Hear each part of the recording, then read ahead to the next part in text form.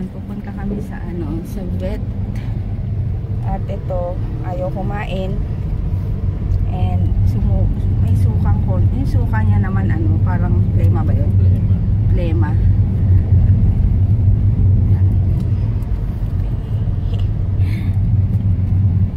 Nadali namin para matignan.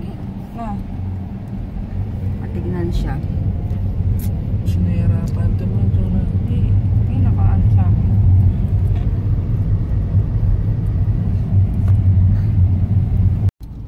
May bago ng yung cherry dati dito. SM cherry na siya. Ganun pa rin kaya yung niya. Presyo. Malaki din yan SM cherry. Malaki din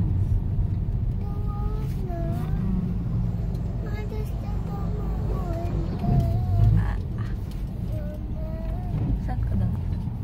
Wala may daan. Putang inang yan, walang kasi sumalubong. Olo Vista pala yun. Laki na pala yan. Oo nga. Hindi, June 30 pa yata eh. Ano nakalagay itong June 30? Open na Baka yung grocery. Ayan na. Kanina lang, pero hindi ganun.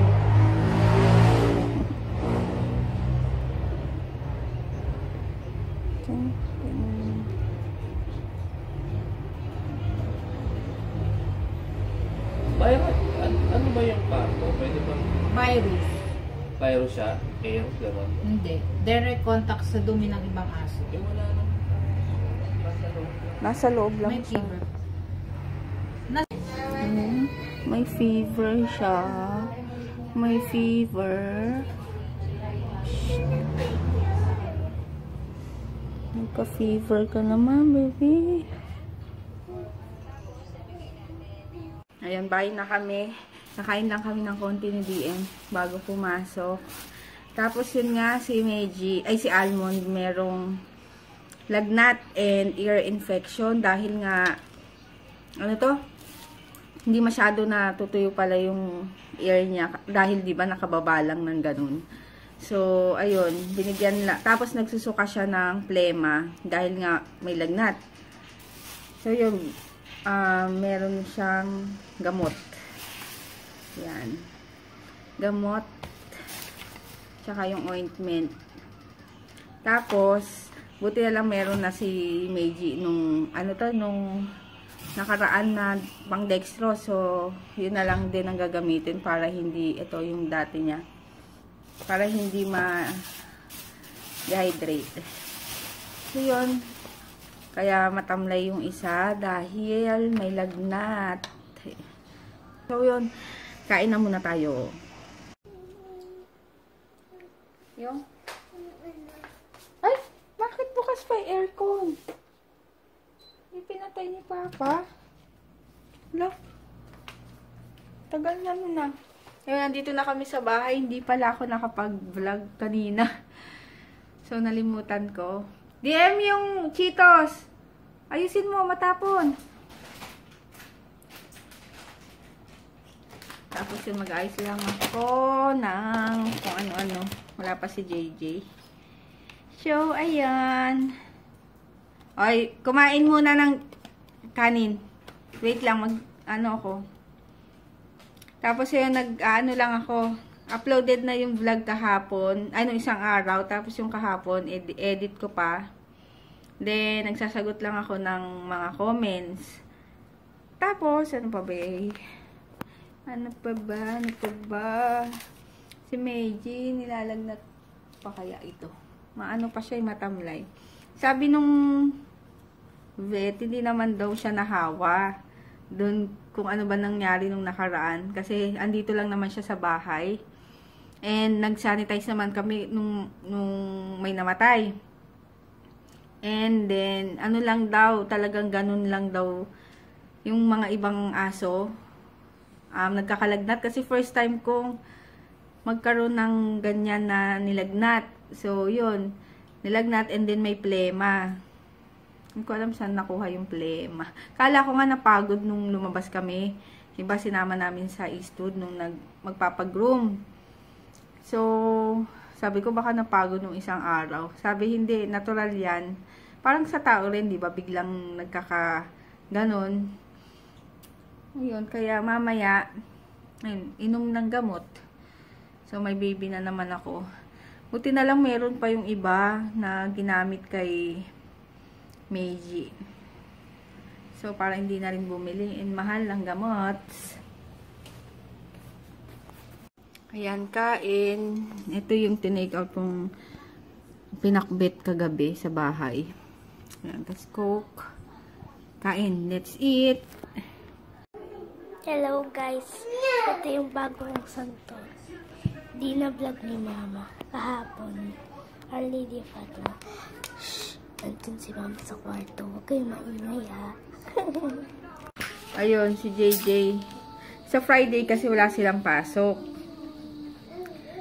Kasi recognition day ng school nila. Yun yung parang last year, yung by last year, na mga may awards and honors.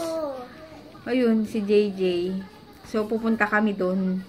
Kasi nga, recognition niya, bibigyan siya ng award. Yun, di ba? May bago po. Yay! Yay! Yay! Yay! Yay! Yay! Grabe, bago na naman. Tapos yun, wala, nakakatuwa kasi, di ba? May award siya. Bago lang yata itong, kasi dati, certificate lang ibibigay pag after ng third quarter, second quarter, mga ganon ng exam. Doon ibibigay, pero walang kasamang parents. Parang sila lang yung aakyat sa stage. Kayo lang, di ba? Ngayon, may ganyan na. Siguro para mapursige na yung mga estudyante, di ba? Or, syempre, di ba? Nakakatuwa din kasi makikita ng mga magulang. Yun na, yung awarding, mga ganyan.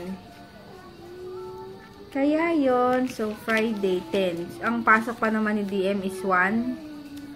So aabot naman siguro sa sumulong kasi 10:30. Ang gaano oras kaya yun? Mama, suotin namin yung magandang uniform na ano. Maganda uniform isa. Syempre naka-flat siya naman. Tapos magpagupit na ako. Palabas pati Jake. Ayun. Nagluluto na pala akong adobo kasi gusto daw ni DM.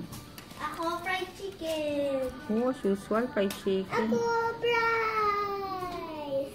Fries, di ba? Adobo. Ayun. Ayan, yung seat work ni DM kanina. Natulan ako. Ha?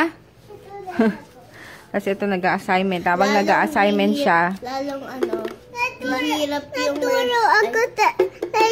Naturo ako Tinuruan ka ni? A. Na letter na A na kay Kuya John. Ay, Kuya. teacher ito. Ay, Ano? Kuya na. Kuya John. Leonard. Ano, Mama, lalong hihirap yung, lalong ano yun, matatagalan kasi dalawa na ang Kaya nga kaya mabilis na dapat. Ano kami cursive na kailangan. JJ, tama mo yung sulat. Ano? Ha? Yung sulat mo, sabi ko, tignan.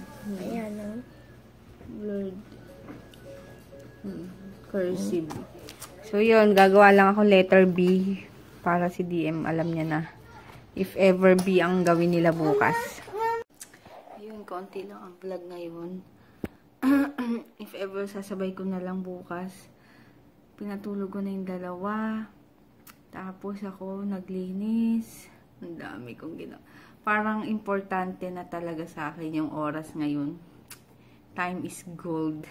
Kailangan kasi mga by 10, tulog na yung dalawa kasi para mahaba-haba yung ano to, yung tulog nila. Yun, kaya pag nagluto ako, inaagahan ko para diretso kain. Si JJ hindi ko na pinapatulog ng ano, ng pagdating niya kasi alanganin na yung dating niya mga 4:30 or 5 depende sa traffic. Tapos alanganin na. So sabi ko sa kanya, mag-assignment na kami. Yun, sinabay ko na rin yung dalawa kanina. Si DM, tinuturuan ko ng dotted lines. Yung susundan niya. letter B. Tapos, ayun, habang nagsusulat yung isa, turuan ko sa assignment. Yung isa naman, grabe. Kasi pakain na ako ng mga aso. Ano pa ba? Magpa-plancha pa pala ako. Mag-lunch muna ako bago mag-plancha. Tapos, ano pa ba yung ginawa ko? Ayun, nag-ayos lang ako. Tapos, hindi pa pala ako nag-i-edit. Ay. Tapos, hindi pa pala ako kumakain. 11 o'clock na. So, ayun. Hindi ko alam kung susubo pa ako para wala na akong ganang kumain. Parang gusto ko nang matulog. Alam niyo yun. Kaso, masakit naman. Nagsisikmura naman ako. So, kailangan umano lang ako ng konti. Sumubo lang ako ng konti. Yung time is gold na talaga ngayon para sa akin. Dahil talagang nakukulangan na ako sa oras. Kasi silang dalawa na yung kailangan mong turuan, asikasuhin, uniform, yung mga ganun. Lalo na siguro pag exam na nila na kailangan mag-review. Ay, nako. Ay, kaya yan. Kaya natin. So, mag-good night na ako dahil para ma-edit ko na yung vlog ko kahapon, hindi pa na-upload. Para pati ito, masabay ko na kasi super late na naman ako. Habang nagpapahinga ako bago maghilamos, ano na muna ako, mag-e-edit. Tapos, ayun, shoutout ko lang si Rizalina Jacob o Jacob. Basta yun. Hi, thank you sa panonood. And sa mga nagko-comment, salamat. Pasensya na kung hindi ako masyado nagre-reply pa. Kasi nga, super busy ko. Hindi na rin ako makaano dito sa laptop. Tapos, ayun, sisiguraduhin ko namang magre-reply talaga ako. Ano pa ba? Sa mga comments na, alam nyo yun, na mga ligaw na kaluluwa, deadmahin nyo na lang po. Ay, deadmahin nyo na lang, wag na lang pansinin para, alam nyo yun, magsawa na rin sila. So, yun, basta alam natin, and alam ko, basta ganun yung nangyari. Tama na, mag-move on na tayo. And medyo nakaka-recover na ako. Kaya, ayun, sana yung iba maka-move on na rin.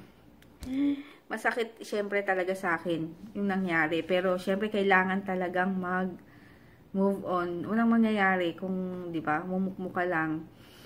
Ganyan. And sana yung mga iba maka-move on na rin. Tapos na, nangyari na. Ayun lang. Tapos, yun nga, birthday pala ng mama ko. Nabanggit ko ba kahapon? Yung birthday ng mama ko, ngayon, 27. So, dapat 69 years old na siya. Kaso, hindi na umabot. So, 6 years na siyang wala. Yun lang. Nakakamiss lang siya. So, ayun. Good night. Baka maiyak na naman ako. See you tomorrow.